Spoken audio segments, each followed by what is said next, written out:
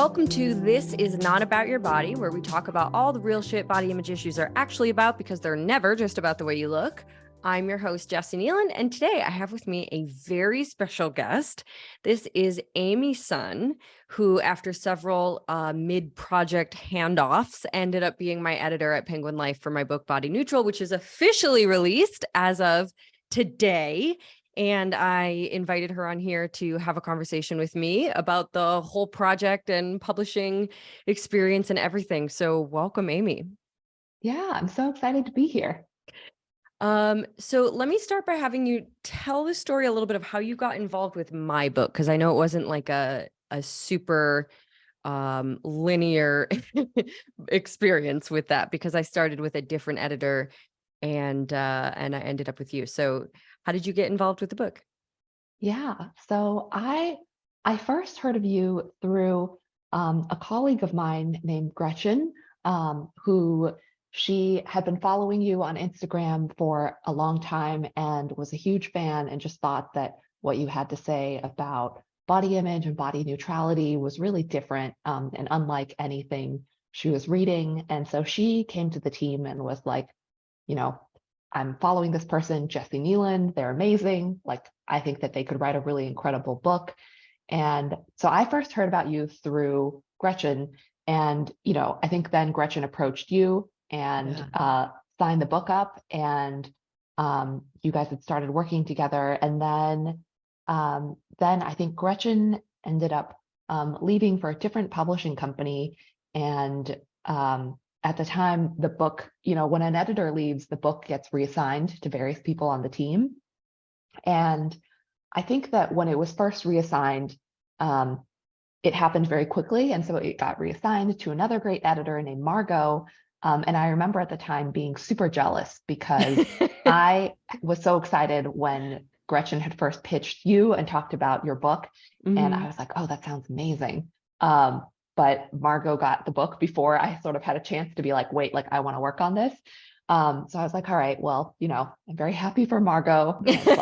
But then, like the stars aligned and, Margot ended up also leaving our imprint. And then I was like, okay, I'm not going to miss this chance again. So as soon as I heard she was leaving, I think I went to my boss and was like, hey, if Jessie's book is up for grabs, I would love to be their editor. And and then my boss was like, great, let me see what I can do. And I think then Margot made some introductions and then I think that's how it all started. Yes. So the funny thing about this is sometimes when people are like, so how did you how did this come to be? How did you get a book? How did you get an agent? All these things. My answer is basically Gretchen. Gretchen did all of the,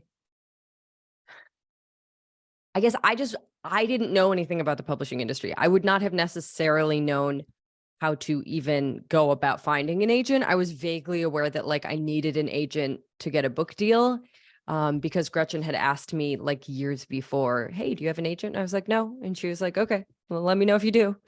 And then it was later on when I started putting the avatar stuff out and she was like, okay, for real though, can I get you an agent? Can I make some introductions here? We would like to publish a book with you. And so it was so, easy. Obviously I was putting out a ton of work into the world. It's not like it just landed on me, but it definitely was the stars aligned for me when it came to that. And so I was like, okay, Gretchen had the vision, Gretchen found me, and then Gretchen was gone. And I was like, oh my God, what do I do? What is happening? I didn't have I had the desire to write a book, but I didn't have the vision she had, so I felt so lost at sea during the handoff with Margot and everything. I was like, what is this going to turn into? But yeah, I'm very happy we ended up working together for sure. It felt like a good fit. And not that I can compare you really because you're my only editor, but I think you did a great job. Thank you. I think it was exciting though, because there was a period when Margot and I overlapped, when she Yeah. knew that she was leaving, but she had given us, it was a longer timeline. And so she and I were able to read, I think, one of your earlier drafts together.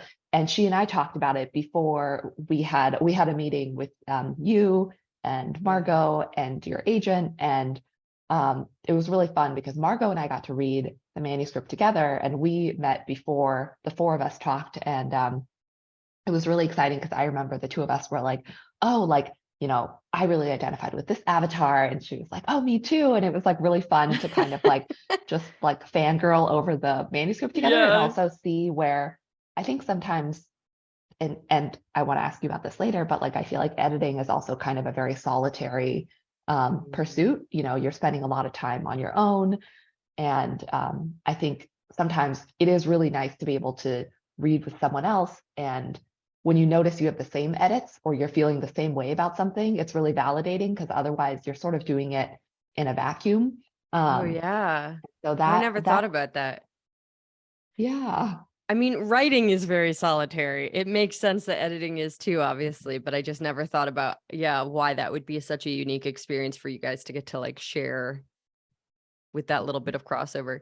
So, okay, I'm going to have you start by Yeah. explaining what an editor does, because I don't know if you remember me asking all of these questions in the beginning, but I had no clue. I even actually at some point along the way I was like, "Can you just remind me what your job is, cuz I don't know whose job is what here." But yeah, so what does the editor of a book do? Yeah, it's I feel like there are like a couple different sides to the job. So I think the side that I enjoy the most, and I think what most people understand an editor's job is, working with authors. So we often I work mostly on nonfiction, and so for nonfiction, we often will get projects in proposal form. So like an agent will often submit a proposal to us, and that's usually like an outline of what the book will be and maybe two sample chapters. And then so based on that, you sort of look at the potential, and if it feels like something you see a lot of potential in, then you will either go to auction, or you might try to preempt, which is when you try to buy a project before it goes to auction. Mm. Um, and so an editor, part of our job is to have relationships with agents. So you get these great projects in for your imprint. And then once you are able to acquire the projects, then you work with the authors. So that can be, that's the part that I really enjoy the most, because it's, you get to know an author, you get to know their work, and then um, you're sort of there to be like an advocate and a guide, sort of a sounding board. And, so I think that process is really exciting. So it's just like you and I work together in terms of like, and you were really independent. And I feel like I want to ask you about this too, because I feel like you were Okay. like, I feel like you didn't really send us like some authors will send like one chapter at a time. Mm. But you would write like an entire manuscript and then sort of share it. And I feel like that happens to be my favorite way to work too, because I feel like then Oh, I can read it the way a reader does. uh-huh. Because I feel like sometimes if you're seeing it in pieces, you you sort of begin to lose that like objectivity that you would get if you're reading it the way a reader would. Um, Yeah. and And that makes so a lot of yeah, sense, but I think like more than anything, I just didn't know. I'm just so not used to having someone else edit or even be involved, Like I think my independence in that way was never like a choice I made. It's just like how I think and how I write. It's like you write the whole thing. Like it's okay, it's done. Here, what do you think? Like, give it back to me. But the thought of writing in chapters and sharing them and getting individual feedback is a little bit like mind blowing, because I'm like, well, what would I do with that information at that moment? Do you rewrite the chapter? And then I don't know, like having that kind of feedback is just so foreign to me. yeah. Well, and I think your reaction is actually why I often try to resist that way of working on a manuscript, because I Yeah. feel and I'm curious what your process was too, but I often feel like when a writer is working on a book, you sort of have to write the whole thing out before you really get a sense of what it is. Sometimes I feel Hmm. like in the process of writing it, you're also discovering what it is. And so Yeah. if you get feedback too early, I think it can really, I think it can really affect the creative process. Like it's like having a critical voice too Yeah. early on, I think can like make you feel too self-aware as you're in the process of creation. I think it's probably Yeah, really true. Yeah. Like I can't imagine. I don't know. Yeah, it's really hard to think if I'd had a lot of feedback early, what that would have done. I mean, some part of me thinks, oh, maybe it would have just gone faster. And the other part of me is like, it might have shut me down and made it like so much more mechanical, like you're saying, more self-conscious as I wrote. yeah. I mean, everyone is different. I think some people really do. I think some people that is the best way that is the best way of working for them. But in general, I tend to sort of like I like to give people sort of a little bit of freedom to figure out what it is that they're creating and not sort of Yeah. chime in with my thoughts because I don't see it the way an author does. And which brings me to a question that I've been Yeah. meaning to Okay. ask you, which is, what was the process of writing like for you? Did you sort of have a clear vision of what the book was going to be sort of right off the bat? Or did it change as you were writing?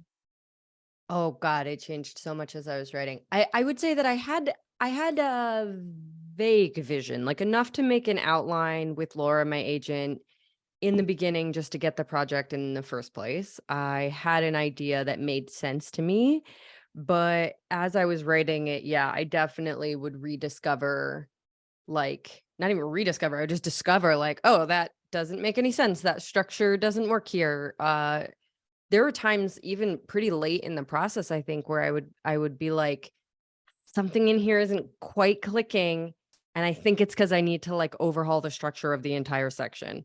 Mm. And those would be moments that really kind of sucked because you really want to be done at a certain point. But also just that kind of feeling of like, nope, this isn't making sense. This isn't like how it needs to be. And I think that's a skill that I've like honed quite a bit, writing so much over the years just for my, business and articles and emails and social media and everything else that I do. I feel like I've gotten very good at letting ideas be told the way they want to, Mm. like I can kind of just feel when they don't like it. Like I'll try something in my first draft or whatever and be like, oh, that's not it at all. And so I can usually kind of trust that sense, but it was much harder on this project because it wasn't like the rewriting of an email, right? It was the Mhm. rewriting of like weeks of work when I decided to change structures and everything. So it was a lot more stressful, but I Mhm. think ultimately the process was the same. I just trusted where the ideas wanted to be and kind of let them reveal themselves to me, which is how I always feel like I write and work. Um yeah, God, I learned so much about the book by writing the book. In fact, it's crazy to think I just learned kind of recently that fiction authors just write the damn book and then hand it over or like get it bought. And Mhm. nonfiction authors, like what we did is you make a proposal and you give them like samples and ideas and structure. But why is that? Why are we Yeah. trusted to like develop it together and fiction authors just write the book? Yeah, it's really interesting. I think this is something many people don't know until they sort Yeah. of come into the world of publishing. But yeah, it's the process of acquiring fiction and nonfiction is super different. So like fiction editors normally they will only this is not always the case, but I would say like 99% of the time they will only consider a manuscript if it's like fully written for fiction. Hmm. Um, and for nonfiction, it's almost always a proposal. It's almost always just an outline and a sample chapter or two. Um, and my understanding is that that is because there's this idea that fiction is something you can sort of write in your free time. So, like, even if you have a day job, you can sort of carve out time to write fiction, um, you know, at night, on weekends. Whereas for nonfiction, I think the idea is that a lot of nonfiction um, requires research, it requires reporting, it requires going out in the world. It sort of requires like taking time away, like it requires time and Yeah. it requires you to sort of like maybe take a break from whatever your day job is in order to finish the project. And so Wow. the idea is that like and the idea is basically that like nonfiction sort of requires a bit more, not that it requires more work, but it requires maybe more time spent that you sort of can't do if you have a day job. So it's this idea that Yeah, it's you sort of, compensating you up yeah, front. yeah, you have an advance that sort of gives you the freedom to write the book. Oh, that's really interesting. Kind of a rough deal for fiction writers. Like, good luck writing at nights and on weekends. Yeah, it does. Yeah, it's not the most fair. But at the same time, I do sort of like, I mean, I think nonfiction, people are surprised sometimes in the process of writing. But I do think with fiction, it's like, um, there is also a sense of like you wanna know what you're getting before you buy this Yeah. project. Whereas I feel like with fiction, it can kind of go anywhere. Whereas with nonfiction, if you have a general idea of what you're exploring, um, sometimes the project might surprise you, which Yeah. happens, but I think it doesn't really veer like wildly off of what Hmm. you're planning to do. Yeah, that's fair. I definitely remember at some point in the process, reaching out. I'm not sure to who first, or if it was everyone, just being like, how much am I allowed to go off the outline? Because I had no idea if it was like a contractual obligation to follow the original outline or not. And I just remember Laura at least being like, oh, you don't even ever have to look at that outline again if you don't want to. Like, you just write your book and we'll take it from there. I was like, oh, that's cool. What was the point of the outline then? Yeah, it's funny. Well, I think it's always like it's kind of like I think as long as the direction you're exploring is better, right? As long as like Yeah, the yeah. the end project is like the end product is something that's like I think there's yeah, I feel like the outline is more of like it's kind of like a general guideline for like where's a good direction to go. But as you're writing, I think you learn so much as you're writing and you discover and you're like, oh, actually, this is a more interesting direction. Yeah, definitely. And I also felt like I had been putting content out about the avatars, but I hadn't Mm, yet come up with like a lot of the ideas in the book. It felt like doing I don't know, like doing Sudoku puzzles all day or something. It was so mentally taxing for me to translate the work I was doing with my clients into a writable, repeatable formula filled with tools and steps and everything. It was so difficult that like during the process I was still working. I had less clients than normal, but I would like get off a client call and be like, how do I explain what just happened? Because it's so intuitive for me. And it had been intuitive for me for a long time at that point. But I was just starting to try to put it all into place with the avatars and everything in writing in a way that like applied to everybody. mhm. And so during the process of writing the book, I was inventing, like steps out of what felt like thin air, but obviously wasn't. It was out of years of doing this intuitive process with clients, but trying to put it down into writing and come up with like terminology that made it clear and concepts that made it clear. It was really mentally taxing. It was very difficult. I learned so Yeah. much. It was awesome.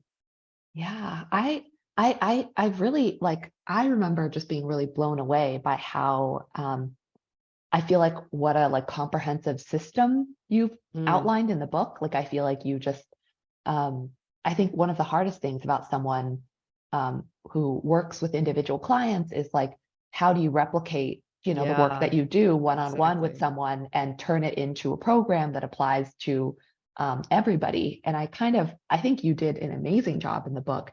And I was curious, like, I feel like you, in the book, you identify, there are four sort of general avatars that people generally fall into. Sometimes people can identify with more than one. Mhm. Um, and I feel like you pick up on these incredible patterns that sort of each type of avatar has.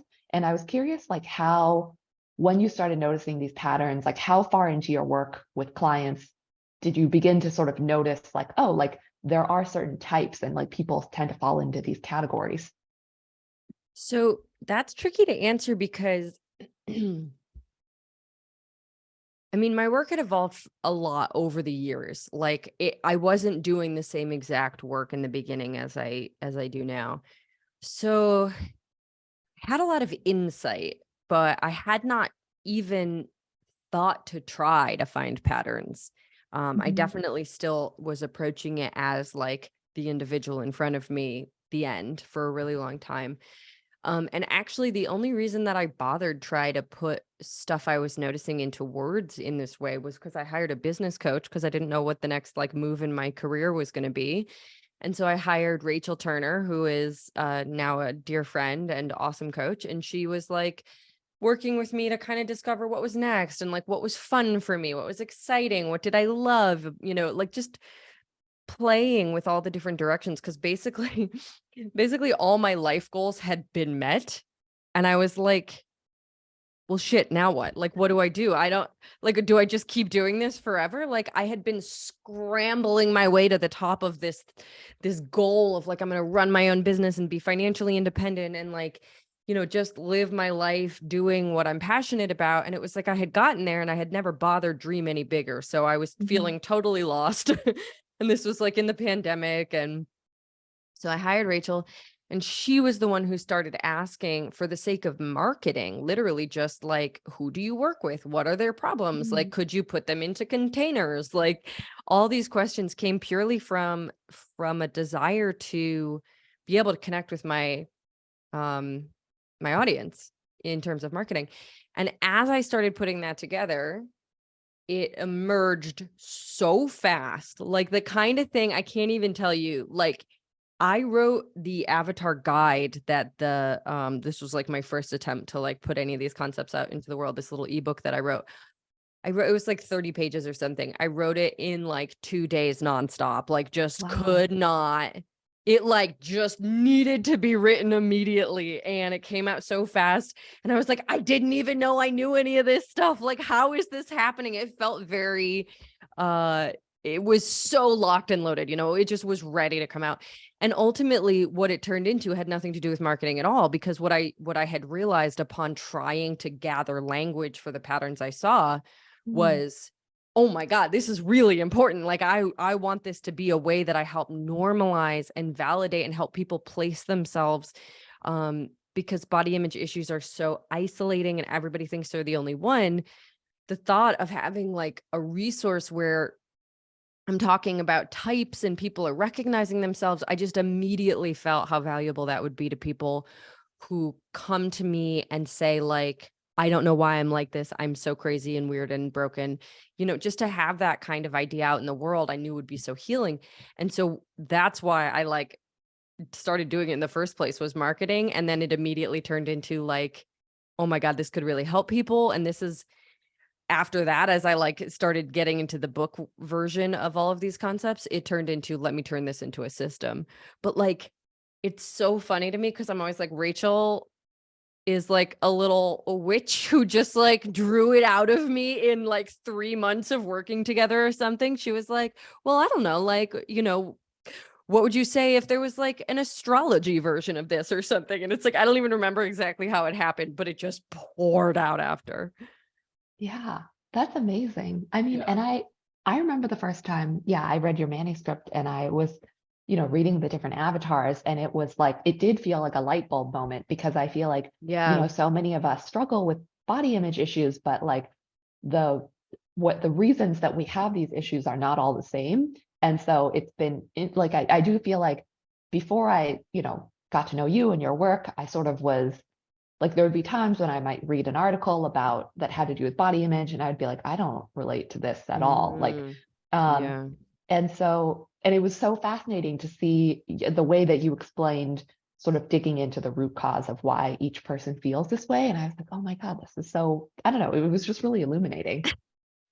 I had so in talking about this book to my therapist recently, I was like having this whole like meltdown about something just stress and unrelated. But I ended up saying like, there's a part of me that thinks this book is going to come out and nothing's going to happen. It'll just be like a blip on the radar and like whatever. And there's this a whole other part of me who thinks it's going to like change everything because it feels so radical. And the feedback I get from like media interviews and everything is like, this is so radical.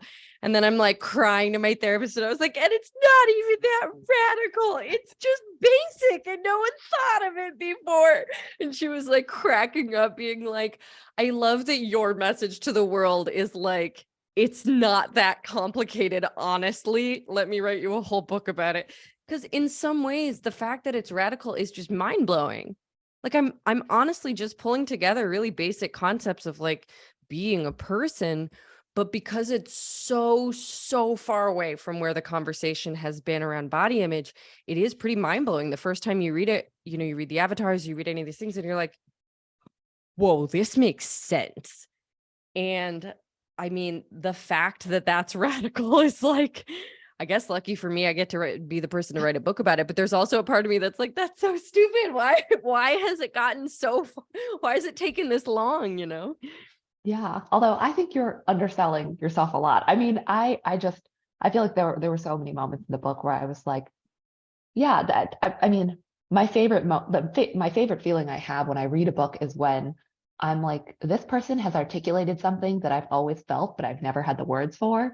And I feel like I had so many of those moments when I was reading this. Yeah. And I think one of the things that I also really love about this book is like the way that you acknowledge how, um, I think in a lot of our conversations about like body image, I think, especially with body positivity, it's like you just have to love your body, like just love yourself. And it's like, but it doesn't acknowledge that like we live in a world that constantly tells us, Yeah. um, that we are not worthy of love. And so I think acknowledging that, and also acknowledging that like, you can try to make peace with your body, but also be aware that like we live in a world that is really biased and like, and I think just I think it's, I don't know, the message of like both, and like Yeah.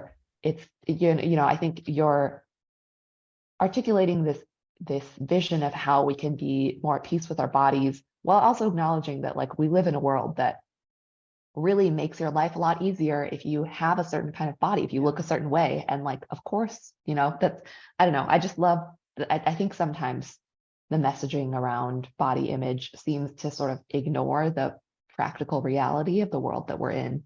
Yeah, I agree. And that was something that I think, like, as I was doing my work for a long time and drawing inspiration and like learning from people who were already in the industry, like, I just constantly had that friction feeling inside me around those kinds of messages. Like, it just didn't feel right, but I couldn't figure out why. And I think anything that requires we kind of ignore some aspect of reality in order for something to be inspiring or healing, like, Mhm. just strikes me as wrong. And it always did. And I felt like a lot of body positivity did that. And I can now call that like bypassing. And I can, use a lot more clear language to understand why that bothered me. But at the time, it was just like kind of the feeling of what's wrong with me that this doesn't land. Cause it was really the only message out there. It's Yeah, like, you should just be able to set that aside. yeah, Like, yeah, life would be easier, but you do you, like that kind of thing. I was like, I mean, yeah, but I don't know. It doesn't feel quite right. yeah. Um, this is kind of on a different tangent, but Okay. something that, that I was curious because I feel like, every author when they finish their book, um, I think everybody feels a different way. I've worked with authors who finish a book and they're like, I don't want to look at it for like a year. And I have authors who are like, wait, like I want to keep revising. Like there's more. I've like Yeah. discovered more I want to add. And I was sort of curious where you fall on that spectrum. Like, how did you feel, once you submitted it? Because then it goes into copy editing and first pass. Yeah, But yeah. like, at a certain point, sort of we have to stop revising. And I was curious where you fell on that. I think I honestly felt both ways applied at different moments, cuz I was so burnt out. Here, I will say this.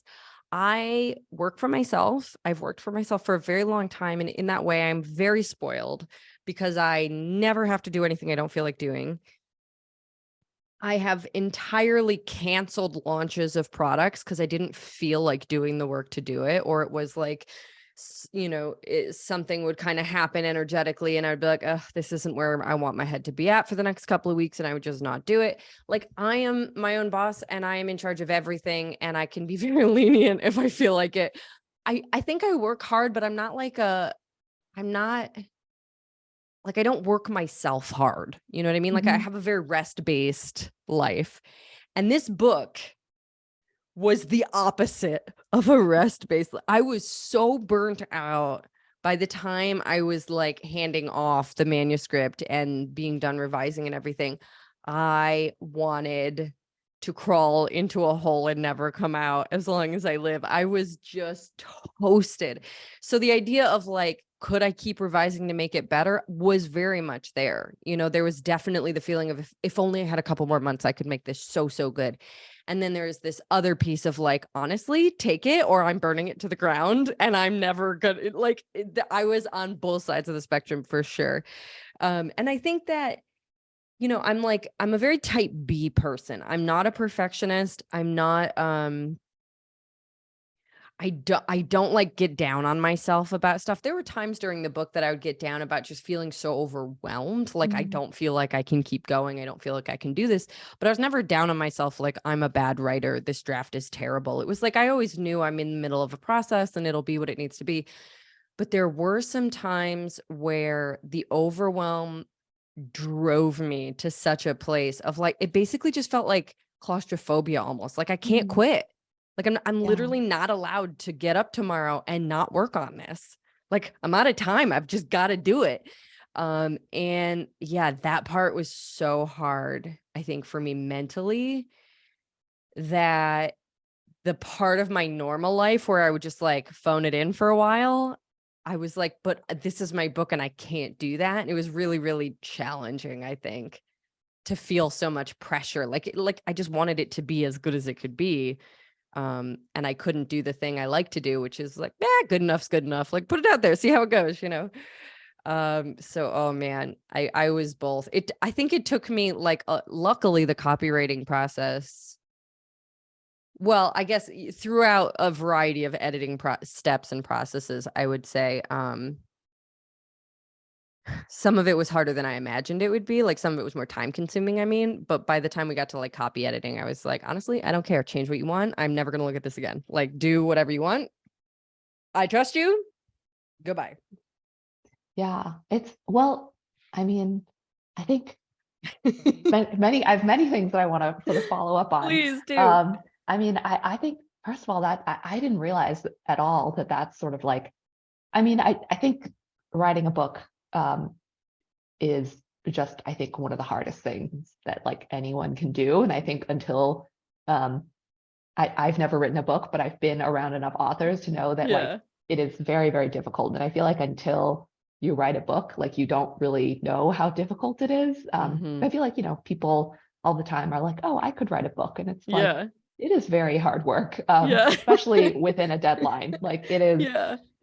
yeah. And so, but I think I didn't realize that at all because on my side, I was just like, wow, like Jesse is so on top of it and like, like delivering everything on time and like everything is also, I mean, um, the drafts were all incredible. Like every draft you delivered was amazing. And I remember, I think you had delivered a first draft and we had a call to sort of talk about general edits.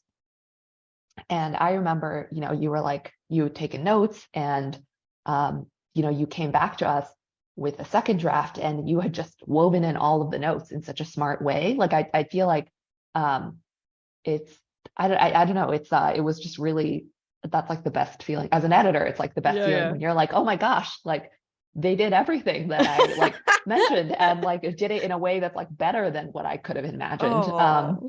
So I think on my side, yeah, it's sort of um it's just, yeah, it's always fascinating to hear the other side because on my side I'm just like, we mostly communicate through email, sometimes Yeah. video Yeah. meetings, but I was like, oh, like Jesse's just like on top of everything. Like so but And yeah, it and like I said, I do feel like, I think as a professional, having done this for a long time, writing, I mean, and just like conceptualizing, like there was a part of that was true. But there was also the part of that was like coming out of the pandemic, dealing with Mhm. depression, like running a business on top of writing it. And just like it was just a lot on my plate. And so when in the moments that were dark and like heavy, they were dark and heavy. But I would say that, it wasn't like I wasn't putting up a front or anything. Like I also loved the book. I loved the content. I thought it was really good. I loved all of the feedback. It's great for me to get feedback, like from editors being like, well, what if you like considered this? And I was like, that's a great idea. Um, I also think at a certain point, it was really, really fun and validating to have you. What it almost felt like is I would hand you something and you would give me back what my intuition already knew. And Mm. that felt awesome. I was like, damn, like I have a good intuition, because that's exactly what I would have said if Mhm. you had like said, what does your heart tell you or about this Mm. draft or something, I'd be like, well, and it would be almost exactly what you said. And that felt really, really cool, because I was like, I can really trust that. And if you had been saying stuff that just felt wrong or off the walls or whatever, I have no idea how that would have felt. That would have been totally different. If I had to like advocate for my beliefs in a space where you were kind of fighting against them, I mean, I'm sure authors have to do that, but it Yeah. felt really seamless for me. It was Um, just about getting it done. well, that makes me so happy. And I think like I think on the editorial side, like I felt that too. Like it just like it's really nice when you feel that alignment when, it's like that thing where you're Yeah. like, oh, this paragraph, and the other person's like, oh my gosh, yes, this like, it's like I feel like when you don't have to even go too in depth explaining, like when you can just kind Yeah. of like when you sort of there's just an understanding. I think that's always the best when an author and an editor have that kind of alignment. Yeah. And yeah, when that alignment doesn't happen, I mean, luckily I've never really had to deal with that, but I'm sure it does happen, and I think it's probably very tough. Yeah. So one thing I wanted to ask you, because you and Margot were the first people I think to get so excited about the avatars, like the self-assessment, taking the quiz and going through the answers and everything. But since then, every single person I've talked to who has read the book has done the same thing. So I am like a little baffled by this. Like I get it, obviously, because like I said, there's something so satisfying about seeing yourself in a system being represented and realizing, oh my God, I'm not alone, right? Of course, Mhm. everybody likes that. But every media interview I do and everything since, all they have wanted to talk about is the assessment.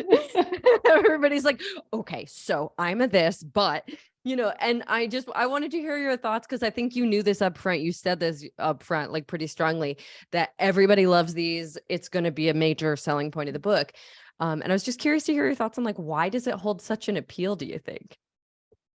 I mean, I feel like I don't know, everyone loves a quiz. Like I feel like this is just like growing up in like the BuzzFeed era where like I feel like Right. we sort of grew up like taking those quizzes, like, Yeah. what I don't know, like what type of burger are you? I don't know. Yeah. It's like Yeah. I feel Yeah. like there are just so many like, and so I feel like there's like probably like a deep part of our brain that just finds a lot of comfort in like taking quizzes.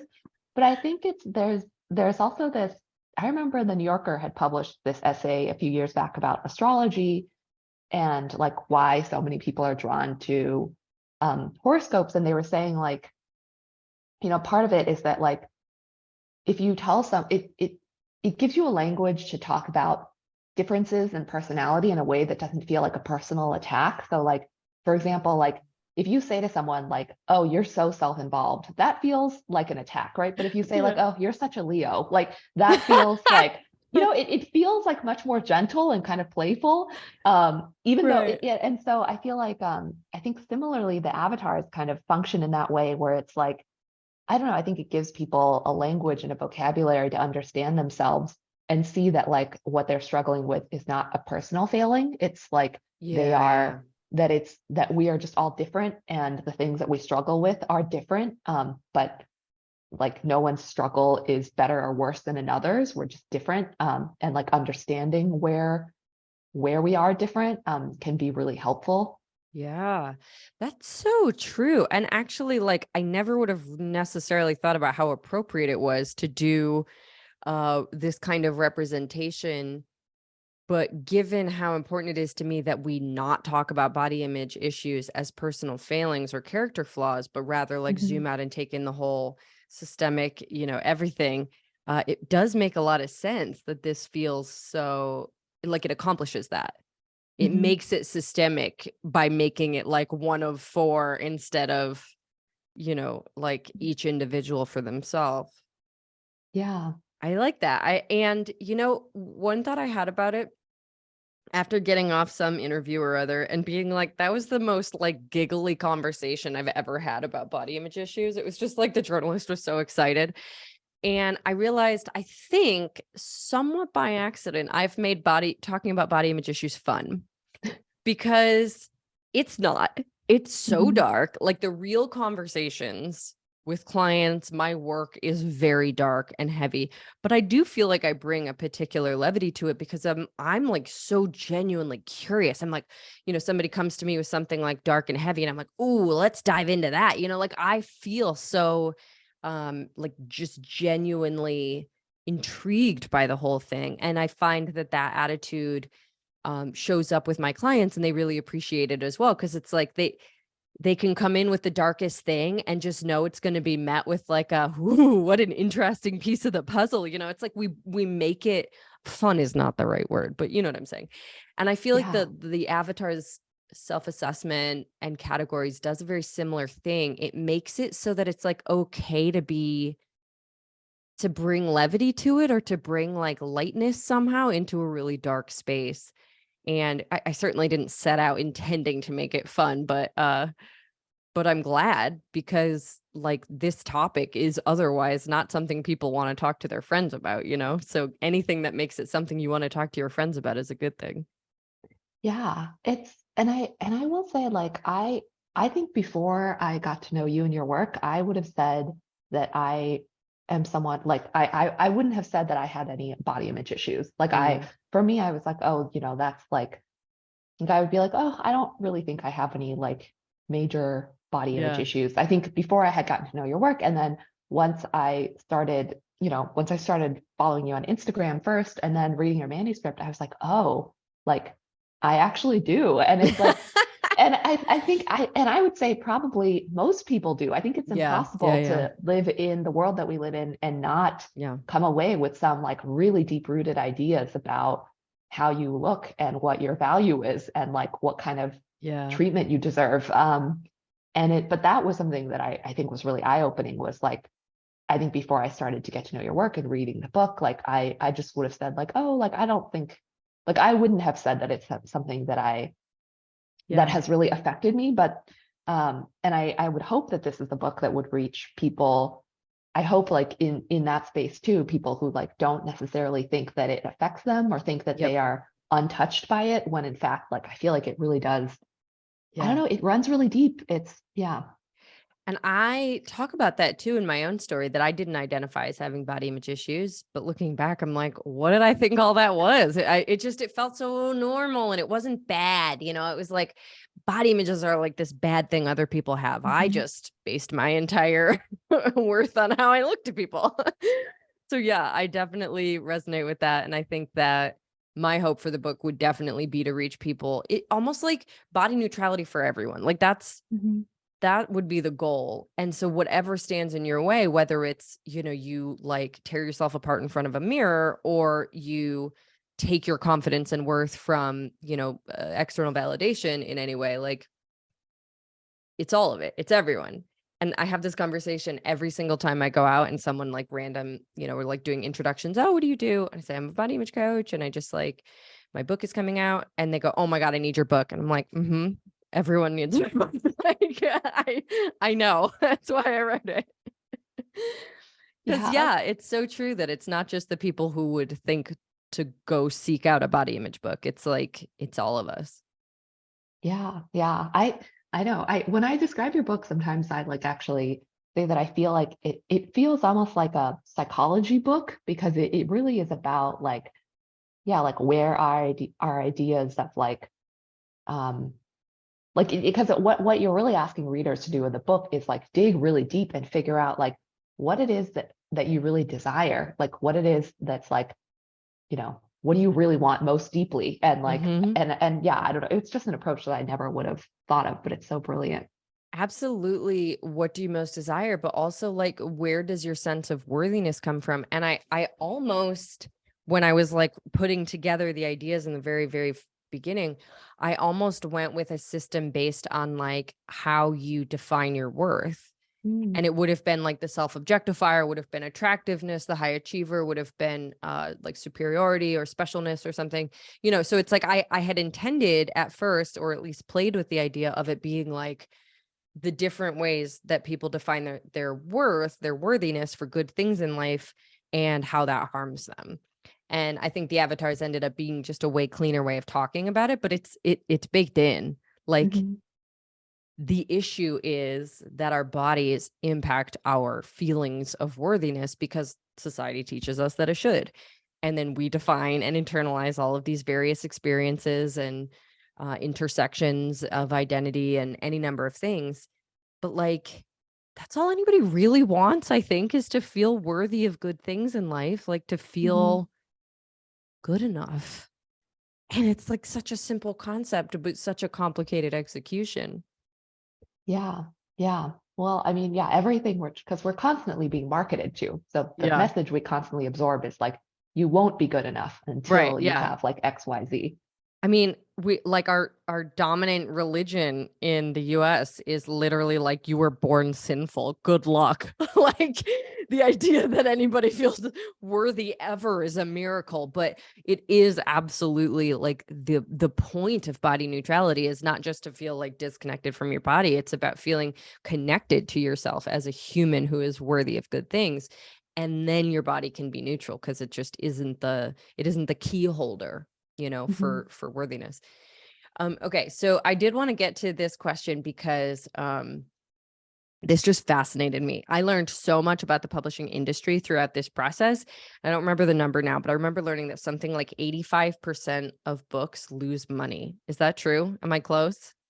It's I can't remember the number exactly, but it is like I think the majority of the so I think and I think most people know this, but most authors will get paid in advance, and that's an advance on Yeah. royalties. So like and so that is basically like, publishers are like, we think this book will sell this many copies, and so we will like pay the author based on this amount that we think the book will sell. Yeah. And no matter what happens, the author keeps that advance, but like the books don't, it's always like a sort of a guess on our part.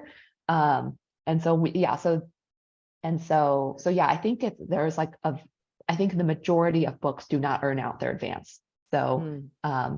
but So it's like a gamble for yeah, the publishing house every time. And this is what I did not realize and just blew my mind. In my head, it was always very simple. It was like, you just get the best writers to write the best books. Like it never even crossed my mind to think of this. I mean, obviously it feels very clear now, but the idea that it's just a gamble every time you pay an author in advance, you're saying, here's what we're guessing you'll make us. And then something like 85% of books don't make it, which is just bonkers to me. Like, what a terrible. But then I'm also like, okay, but they stay in business, which means they're making enough profit from something like, 10 to 20% of books that succeed do that well that it offsets it. Like that is wild to me that that's how it works. yeah, it's it's a fascinating industry. I feel like a lot of it is rooted in some ways it's a very, very like old-fashioned industry, which is I Yeah. think part of its charm. Like a lot of the way that it functions sort of defies logic, but that is like I think partly also the draw. Like it feels like Right. I don't know, there's something about it that feels like of another time, Yeah. which, I think is not always maybe great from like a profit standpoint, but Mm, I do also think like, but yeah, and at the end of the day, like publishers are still making money, right? Like there are, um, even if the majority of advances don't earn out, like the ones that do sometimes, like, sometimes it's like you might, right. um, publishers might come across a book that you think will maybe sell like 10,000 copies and the book ends up selling 100,000 copies. And Right. so, and that kind of helps like keep things balanced. How many copies should I be thinking? Like, what's like a normal amount of copies to sell? I don't know if It's, normal isn't the right word, but you know what I'm asking? yeah, so it's actually, it's an interesting question because I feel like there's actually not like one answer. I would say for a publisher, a book is considered successful if it earns out its advance. So Okay. like Whatever a that lot is. of it is relative, right? So like Mhm. if you know, if a publisher pays like $1 million for a book and it goes on to sell like 20,000 copies, I don't know that that's considered a success. But if they had only paid like $50,000 for the book and it Then it sells would be, yeah. 20,000 copies, then it is a success. And so it's kind of relative. Got it. Yeah, it's kind of it's sort Oh, of a that's strange so answer, but it's interesting. really relative. Yeah. Um, okay. That brings up the topic I wanted to mention, which is the decision to go from hardcover to soft cover. It's not called soft cover. What do you Oh, call it? paperback. Paperback. Yeah. Uh, so we originally had a contract for hardcover and it was whatever standard, right? It was like the normal way that things go Mhm. about being published, which is like hardcover until a certain number of copies and then they start publishing it in paperback. And then that got shifted at a certain point. It was like a big stressful decision by the whole team being like, what should we do? Yeah. So I was wondering if you could talk about that a little bit. Yeah. So, the industry has really been changing. Like I feel like when I started, so I started in publishing about 8 years ago. Um, it was pretty much the standard for most books to come out in hardcover initially, and then after a year, you would put it out in paperback. And it sort of was like clockwork. Like you didn't Yeah. even really think about it. It was just like, and it didn't really matter if the hardcover, sold well or it didn't sell well. It was just like Hmm. we would always then put it out in paperback. But basically in the last couple of years, the retail landscape has been changing. So like bookstores, like it used to be that like certain bookstores would they would always take the hardcover and then they would always take the paperback. And that has kind of shifted where now like bookstores might be like, oh, if the hardcover didn't, let's say the hardcover of a book didn't sell that well, they might not even take the paperback. And so that has sort of shifted our thinking in terms of hardcovers and paperbacks in that now we sort of are much more intentional. Like we think a lot about timing. So we want to make sure like, oh, like, we don't want to put a paperback out too early. Like if the hardcover is still selling really well, even like a year after publication, then it's like maybe we like keep it going for longer. Because hardcovers also they generate a little bit more profit for the publisher. Mhm. And so, but then if it's and then so now we look a lot more at timing. But also just like I feel like with this particular, and also now we've been thinking a lot about like initial format. So it used to be like very automatic, like you would be like, okay, hardcover, then paperback. And now we've been having a lot more conversations about like each book and thinking about like what makes the most sense for this book. And so like for this book, one thing that we talked a lot about with our sales team was like accessibility. Like, we want this book to be as accessible to as many people as possible. And a hardcover price point is a lot less accessible than a paperback Yeah. price point. And so that was something we had a lot of conversations about. And we thought that it would sort of set the book up a lot better in the long run to have it out initially as a trade paperback so that it's sort of like immediately accessible. Yeah. Yeah. And that's something too that I do feel like, so I had to learn about literally everything you were talking about in the same week that I had to make a decision about this, because people were asking me like, what do you want to do? Here's all the things to consider. We're thinking about changing direction. And I was like, I don't know what anything means. Like, let me learn. Hold on.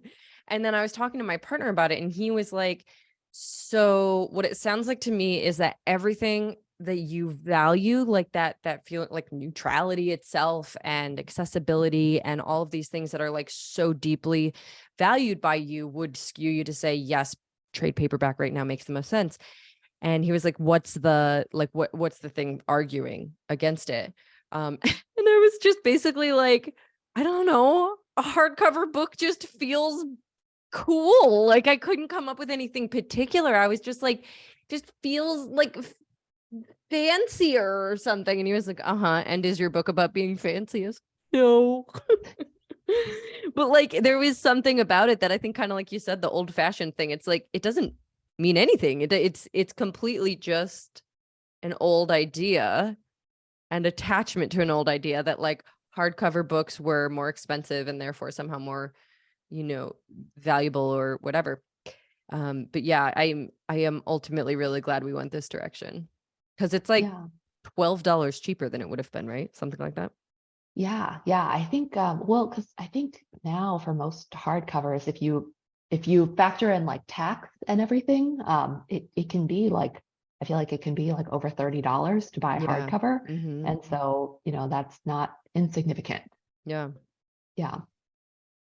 Yeah. And it doesn't even matter to me anyway, because I buy all my books on Audible now, pretty much. but the old attachment was still there. Okay. Anything else before we wrap up? Okay. This was one that I wanted to ask you, Okay. which is, did you discover anything new about yourself sort of in the process of writing or even just in the process of publishing? Like, do you feel like you uncovered something that you hadn't Amy, discovered before? so much. So epically much. I don't even know how to answer that question. Of course I did. Like it it the entire thing was so illuminating. Like every step of the way I learned things about myself. I learned things about my work. I learned things about myself. Um I think that, because this all started with me hiring a business coach to figure out what I wanted to do next, there was something very like sort of calming or soothing about being so overwhelmed with it for a while, because I was like, oh, I asked the universe what was next. This was next. Like that just felt so cut and dry for a while. And I was just like, all in. And now I think I'm sort of doing, like, I didn't have any time to process what I was learning during that process. I was just like Mhm. one foot in front of the other. Now that it's been a while, I feel like I'm processing and integrating what I learned, and really considering like the book wasn't the, I mean, it was the next thing, like, but it wasn't like the answer to my question, where's my life going, right? So I think that I'm really like sitting with all of that now, like, because it was constant learning and growth, but also without any extra time or energy to like sit with that and, take it all in. It was just like, okay, new lesson, get to, go write for 12 hours, go to bed, wake up, new lesson. Like it was so intense. I do wonder like how I compare to other first time authors in that way, because like I felt that it was so intensely growth inducing at every stage. And I don't know how it could not be, but I also just know myself that this is like how I operate in the world. So maybe it was more so.